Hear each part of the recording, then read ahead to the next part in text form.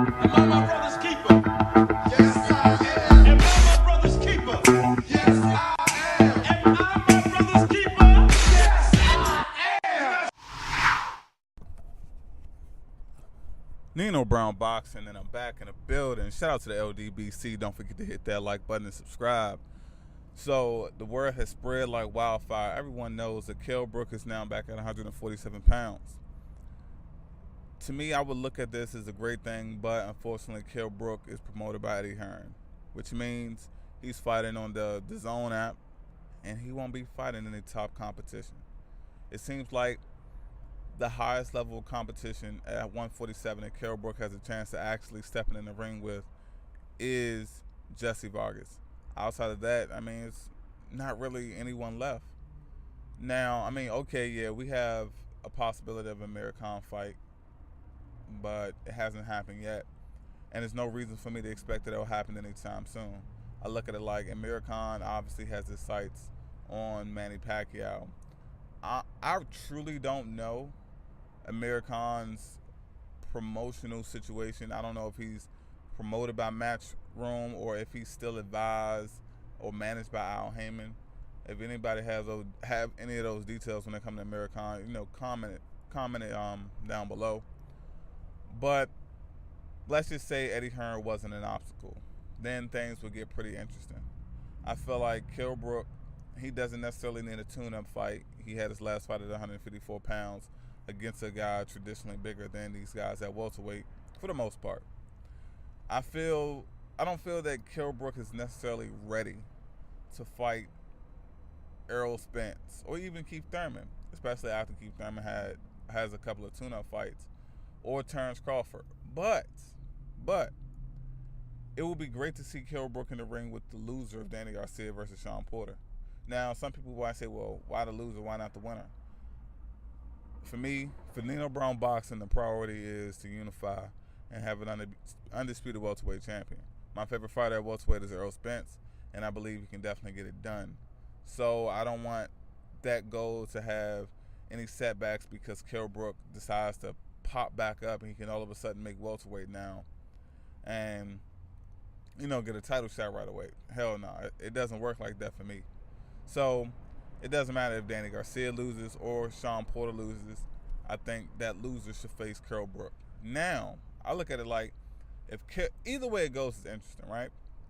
If Danny Garcia loses to Sean Porter, then it's like, well, okay, I know triangle theories aren't 100% foolproof. I get it.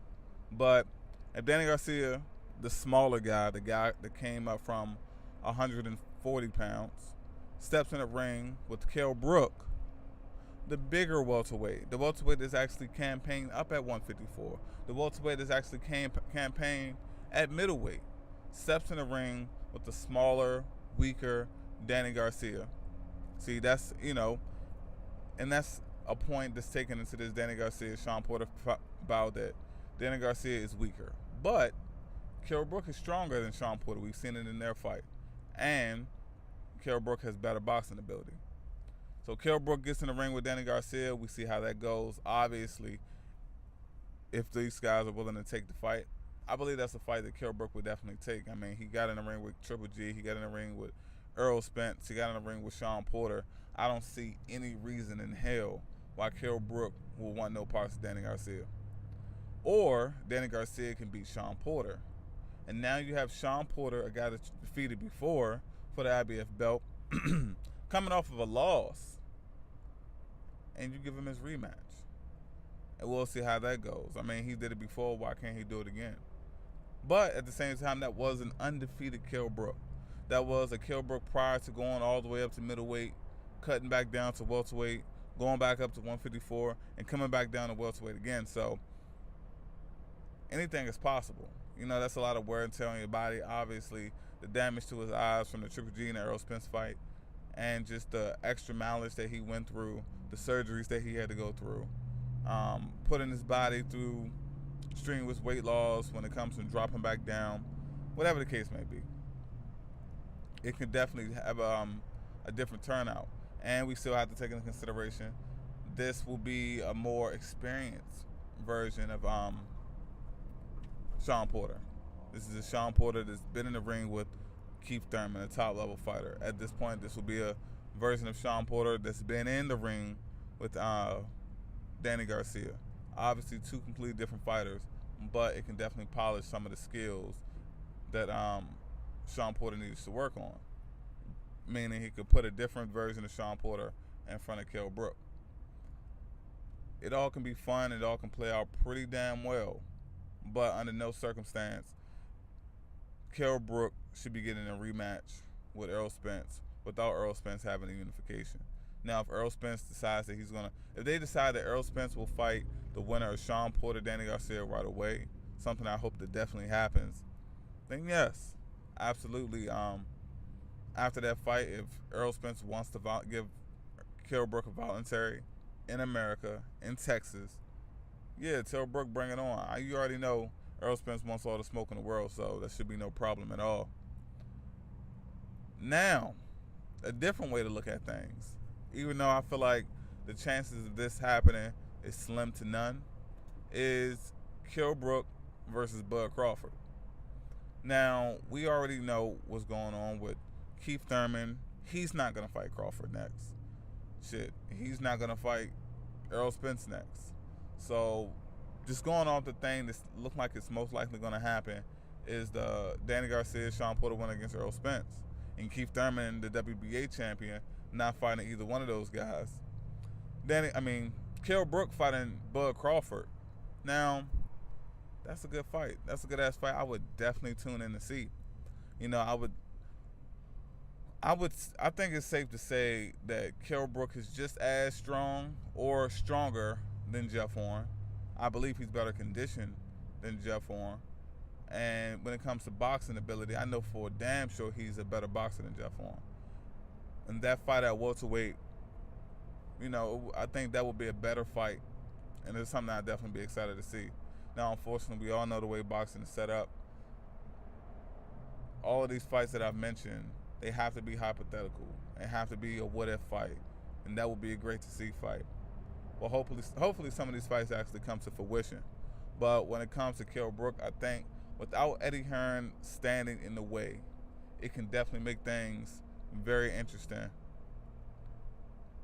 when it comes to the welterweight division.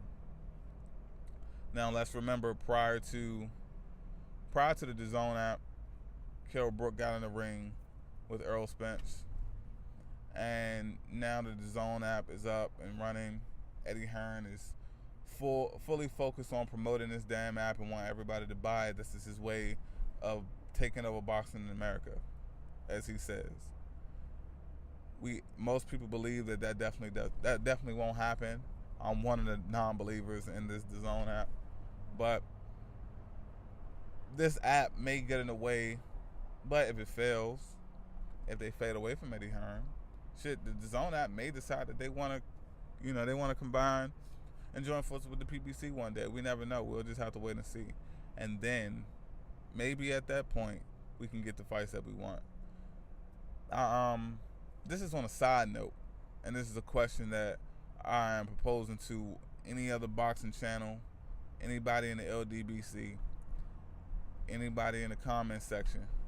And now it may come off the wrong way, but it's life, and that's just how it goes. My question is, when Bob Arum passes away, how do you think, or what direction will Top Rank go in? He's obviously calling all the shots. He's obviously the one making all the decisions.